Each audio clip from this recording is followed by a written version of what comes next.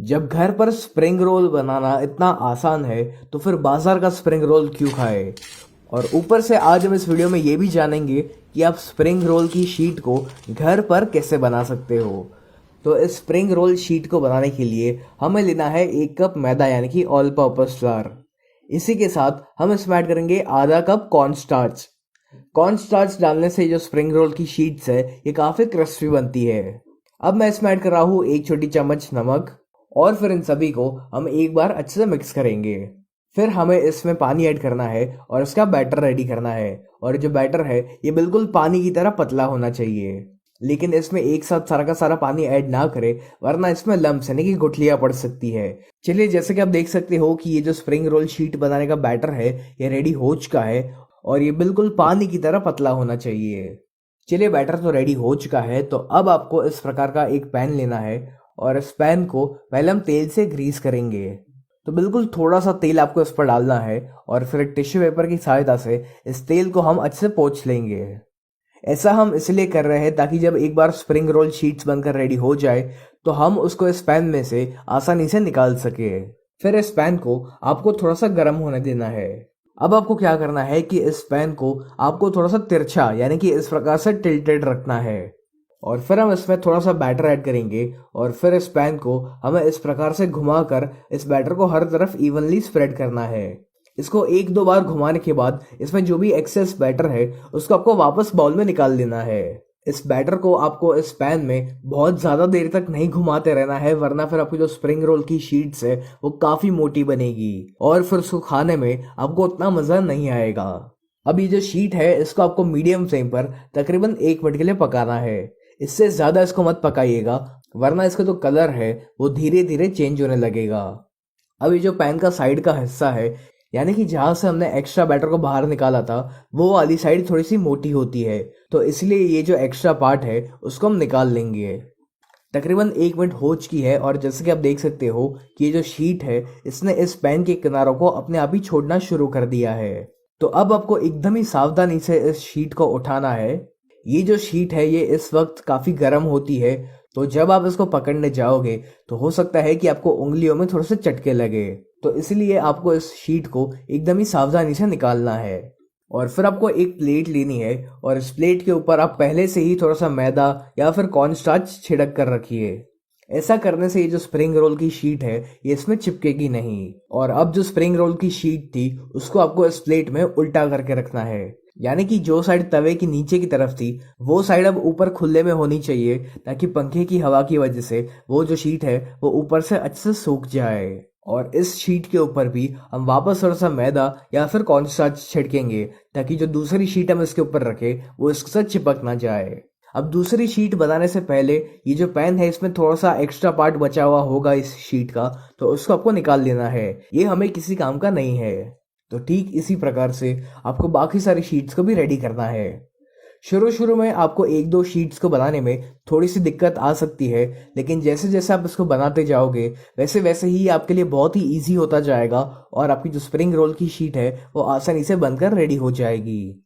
ये जो spring roll की नीचे की साइड है यानी कि जो साइड तवे के ऊपर होती है वो हल्की सी गीली रहती है, तो इसलिए उसको उल्टा करके रखना बहुत ही ज़रूरी है ताकि वो अच्छे से सूख जाए। तो चलिए, ये जो दूसरी शीट है ये भी रेडी हो चुकी है और इसको भी हम मैदा या फिर कॉर्न स्टार्च से अच्छे से डस्ट करेंगे।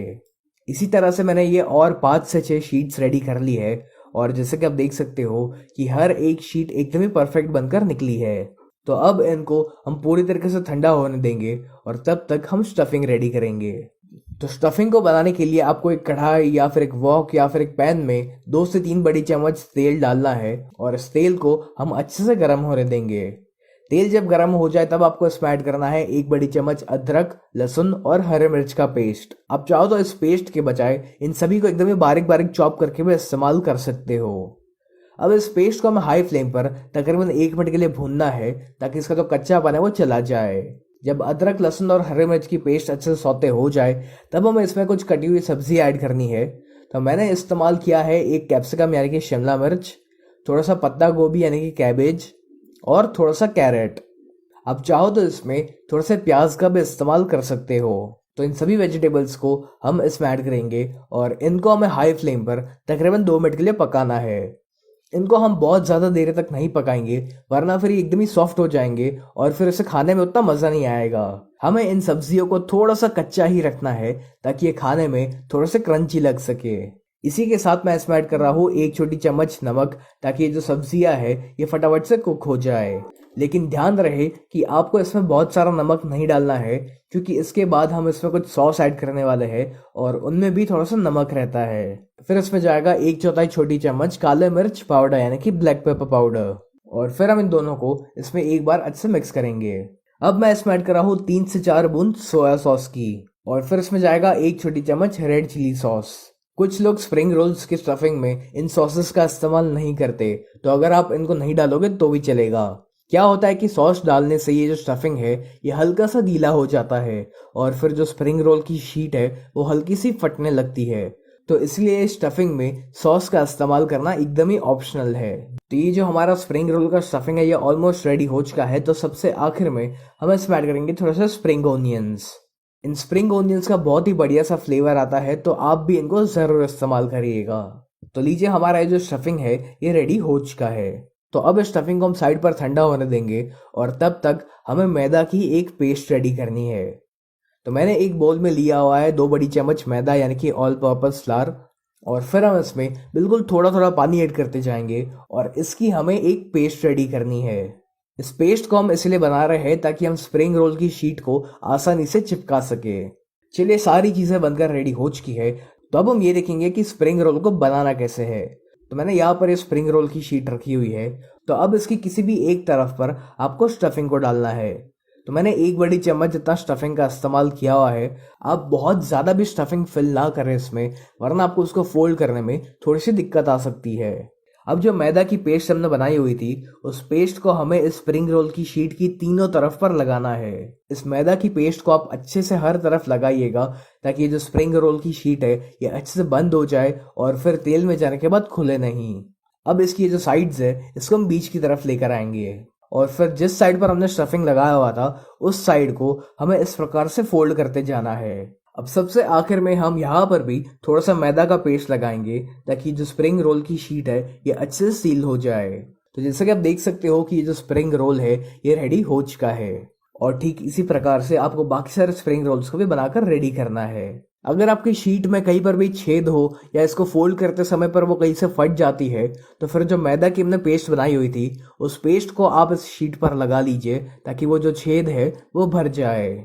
चलिए, इसी प्रकार से मैंने सारे स्प्रिंग रोल्स रेडी कर लिया हुए हैं। तो अब बारी आती है इनको फ्राई करने की, और इनको फ्राई कैसे करना है ये बहुत ही ज़रूरी है। अगर आप इनको ठीक तरीके से फ्राई नहीं करोगे तो फिर ये जो स्प्रिंग रोल्स है ये उतने क्रिस्पी नहीं बन पाएंगे और अंदर से आपको ये हल्के से कच्चे भी लगेंगे।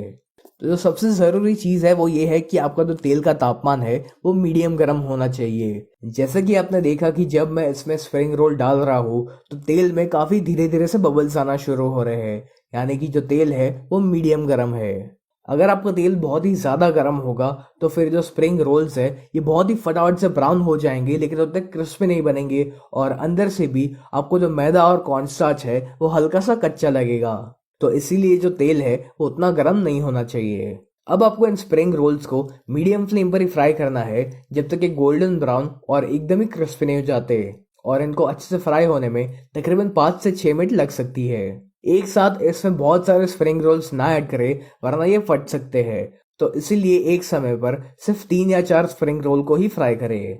जैसे कि आप देख सकते हो कि जो स्प्रिंग रोल्स है ये बहुत ही अच्छे से फ्राई हो चुके हैं, काफ़ी बढ़िया सा कलर भी आ चुका है इनके ऊपर। तो अब हम इनको बाहर निकाल लेंगे, और ठीक इसी प्रकार से आपको बाकी सारे स्प्रिंग रोल्स को भी रेडी करना है। मेरा ये वाला जो स्प्रिंग रोल था ना वो साइड से थोड़ा सा फट गया था, तो वहां पर मैंने मैदा की पेस्ट लगा ली है ताकि जो तेल है वो इसके अंदर ना जाए। तो है ना, ये स्प्रिंग रोल्स को बनाना एकदम ही आसान, और इनको बनाना जितना आसान है उससे कई ज़्यादा ये खाने में टेस्टी लगते हैं। अब मैं आपको इसका आवाज़ सुनाऊंगा ताकि आपको पता चल सके कि ये कितना क्रिस्पी बना हुआ है। चलिए इसे हम कट भी कर लेते हैं। तो ये गर्मा गर्म और बहुत ही क्रिस्पी स्प्रिंग रोल्स बनकर रेडी हो चुके हैं, और इनको आप शेजवान सॉस के साथ सर्व कर सकते हो। आपको ये स्प्रिंग रोल्स की रेसिपी कैसी लगी ये आप मुझे कमेंट्स में ज़रूर लिख कर बताइएगा।